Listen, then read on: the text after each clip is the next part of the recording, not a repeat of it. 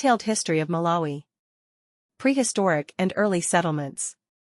Malawi, a landlocked country in southeastern Africa, has a rich and diverse history that dates back to prehistoric times. Archaeological evidence suggests that human habitation in Malawi can be traced back to the Stone Age, with hunter-gatherer communities occupying the region. The area now known as Malawi was inhabited by early Homo sapiens as early as 50,000 to 60,000 years ago. These early inhabitants were likely ancestors of the San people, who lived as hunter-gatherers. Bantu migration and early kingdoms, 1st millennium AD. The history of Malawi is deeply intertwined with the broader Bantu migration, which occurred between 500 and 1000 AD. Bantu-speaking peoples migrated from the Congo Basin and settled in the region, bringing with them ironworking technology, agriculture, and a more settled way of life. These Bantu groups established small chieftaincies and engaged in farming, fishing, and hunting. The most notable of these early Bantu groups were the Malawi people, who arrived in the region in the 15th century. The Malawi established the Malawi Empire, which stretched from the western shore of Lake Malawi into modern-day Zambia and Mozambique. The name Malawi is derived from the Malawi, and the kingdom's influence is a significant part of the country's historical identity. The Malawi Empire, 15th to 18th centuries. The Malawi Empire was a loosely organized state centered around the king, known as the Kalonga. The Kalonga controlled trade routes between the interior and the coastal regions of Mozambique, facilitating the exchange of goods such as ivory, iron, and slaves. The empire was composed of various ethnic groups, including the Chua and Nyanja people, who contributed to the cultural and linguistic diversity of the region.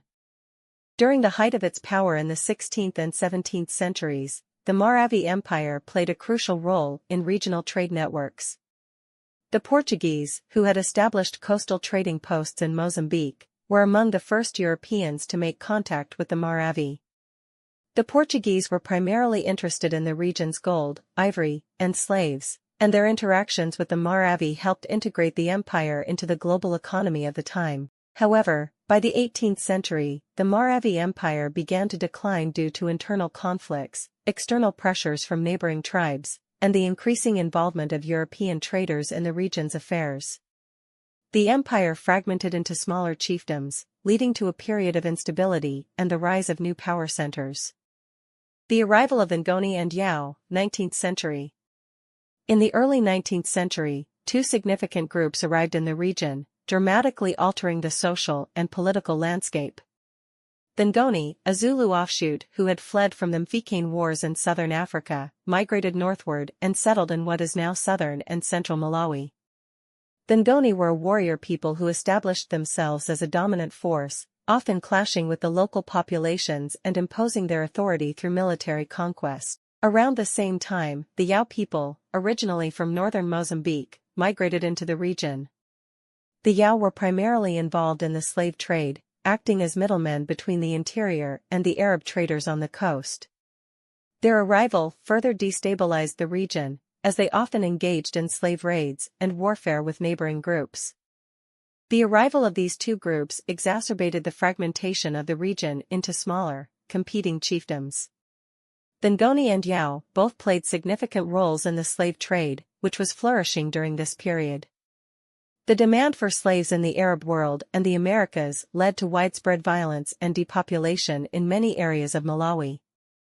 European exploration and colonization, 19th to 20th centuries. The first European to set foot in Malawi was the Scottish missionary and explorer David Livingstone, who arrived in the mid-19th century. Livingstone's reports of the region, including the slave trade, drew significant attention in Europe and laid the groundwork for subsequent missionary and colonial activities. Following Livingstone, European missionaries, particularly from the Church of Scotland and the University's Mission to Central Africa, UMCA, established missions in the region.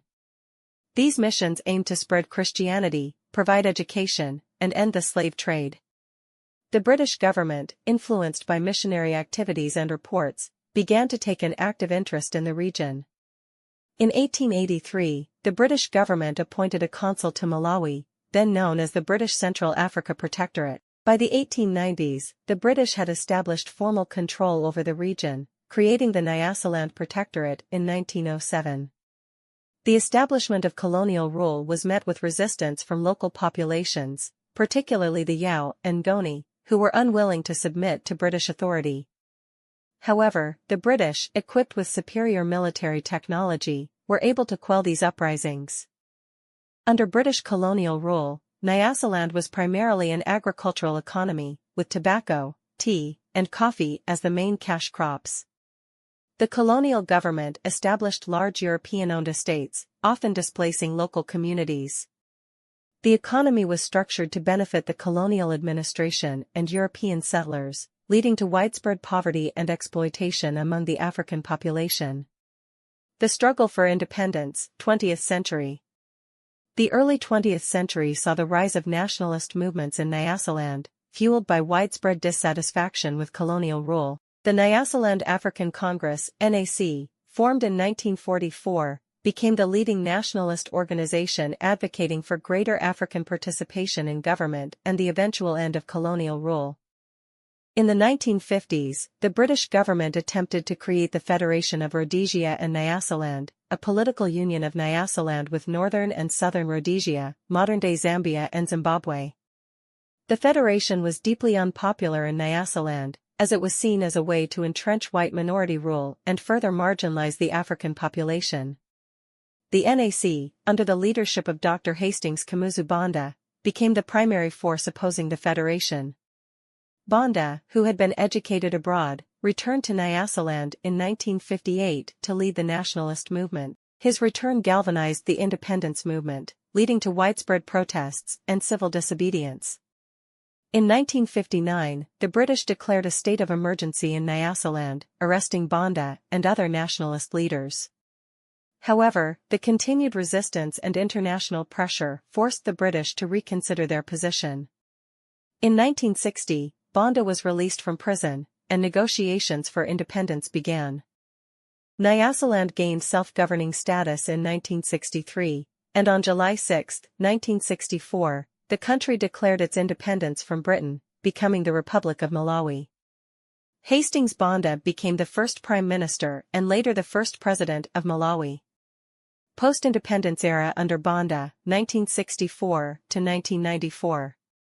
Upon gaining independence, Malawi, under Dr. Hastings Banda, adopted a single-party political system with the Malawi Congress Party, MCP, as the only legal party. Banda ruled the country with an iron fist, suppressing dissent and maintaining tight control over all aspects of life in Malawi. He declared himself president for life in 1971, and his regime was marked by authoritarianism, censorship, and human rights abuses. Banda's foreign policy was characterized by pragmatism. Despite being an African country, Malawi maintained diplomatic relations with apartheid South Africa, which was a source of controversy both domestically and internationally. Banda justified this relationship by arguing that economic ties with South Africa were essential for Malawi's development. By the early 1990s, internal and external pressures began to mount against Banda's regime. The end of the Cold War, coupled with growing demands for democracy across Africa, led to increased calls for political reform in Malawi. In 1992, a Catholic bishop's letter criticizing Banda's regime sparked widespread protests and a demand for multi-party democracy. Transition to multi-party democracy, 1994-present.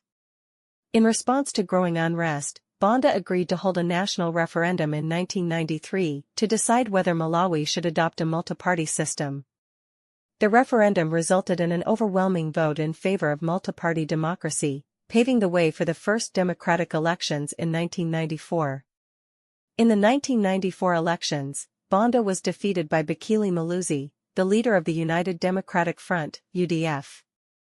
Maluzi's victory marked the end of Banda's 30-year rule and the beginning of a new era in Malawian politics. Maluzi's presidency was characterized by efforts to liberalize the economy, improve human rights, and increase political freedoms.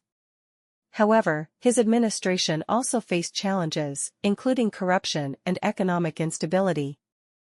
Maluzi served 2 terms as president before being succeeded by Binguwa Mutharika in 2004. Mutharika, initially a member of the UDF, later formed the Democratic Progressive Party, DPP, and focused on economic reforms, particularly in agriculture, which led to significant improvements in food security. However, his presidency was also marked by increasing authoritarianism and tensions with civil society. After Mutharika's sudden death in 2012, his vice president, Joyce Banda, no relation to Hastings Banda, assumed the presidency. Joyce Banda was the first female president of Malawi and focused on addressing corruption and improving the country's economy. However, her administration was plagued by the Cashgate scandal, a massive corruption case that severely damaged her reputation and led to her defeat in the 2014 elections.